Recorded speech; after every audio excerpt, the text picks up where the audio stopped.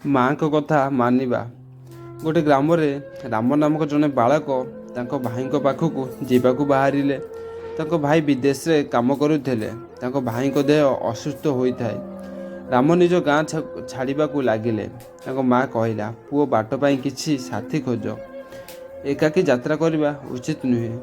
ରାମ ଉତ୍ତର ଦେଲେ, ଭୟ କର ନାହିଁ ମା, ଏହି ମାର୍ଗରେ କୌଣସି ଅସୁବିଧା ନାହିଁ। ମୋତେ ଶୀଘ୍ର ଯିବାକୁ ପଡ଼ିବ। ମୁଁ ଏହି ସମୟରେ ସାଥୀ ପାଇବି ନାହିଁ। ମୋର ସାଥୀ ଖୋଜିବାକୁ ସମୟ ନାହିଁ। ଅନ୍ୟ କୌଣସି ସମାଧାନ ନ ଦେଖି ମା ଏକ ତାବିଜ ନେଇ ତାଙ୍କ ପୁଅ ରାମଙ୍କୁ କହିଥିଲେ ଯେ ଯଦି ତୁମକୁ ଯିବାକୁ ପଡ଼ିବ ତେବେ ଏହି ତାବିଜକୁ ସାଙ୍ଗରେ ନେଇ ଯାଅ, ଏହା ଆପଣଙ୍କୁ ବହୁତ ସାହାଯ୍ୟ କରିବ। ତାଙ୍କ ମାତାଙ୍କୁ ମାନିଲେ ଏବଂ ତାବିଜକୁ ତାଙ୍କର ସାଥିରେ ନେଲେ। ଏହାକୁ ପିନ୍ଧି ଯାତ୍ରା ଆରମ୍ଭ କରିଥିଲେ। ଟିକିଏ ଦୂର ଯିବା ପରେ ସେ ଥକି ଯାଇଥିଲେ ଏବଂ ଉତ୍ତାପ ତାଙ୍କୁ ବହୁତ କଷ୍ଟ ଦେବା ଆରମ୍ଭ କଲା। ତେଣୁ ସେ ରାସ୍ତାରେ ଥିବା ଗଛ ଛାଇ ତଳେ ବିଶ୍ରାମ ନେଲେ। ସେ କ୍ଳାନ୍ତ ହୋଇ ଶୋଇପଡ଼ିଥିଲେ। ସେ ଦେଖିଲେ ତାଙ୍କ ପାଖକୁ ଏକ ବାଘ ଆସୁଛି। ଯେତେବେଳେ ସେ ରାମଙ୍କ ନିକଟରେ ପହଞ୍ଚିଲେ ସେତେବେଳେ ସେ ରାମଙ୍କୁ ଦେଖି ପଳାଇ ଯାଇଥିଲେ।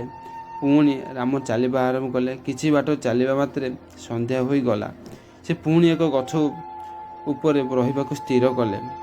ସକାଳ ହେବା ମାତ୍ରେ ସେ ପୁଣି ଚାଲିବା ଆରମ୍ଭ କଲେ। ସେ ଚାଲିବା ମାତ୍ରେ ତାଙ୍କ ଭାଇଙ୍କ ପାଖରେ ପହଞ୍ଚିଲେ। ସାଙ୍ଗମାନେ ଯଦି କାହାଣୀଟି ଭଲ ଲାଗିଥିବ ଚ୍ୟାନେଲକୁ ସବସ୍କ୍ରାଇବ୍ କର। ଚ୍ୟାନେଲକୁ ସବସ୍କ୍ରାଇବ୍ କଲେ ମୁଁ ଭିଡ଼ିଓ ଅପଲୋଡ଼ କରିବା ମାତ୍ରକେ ଆପଣମାନେ ସର୍ବପ୍ରଥମେ ପାଇପାରିବେ।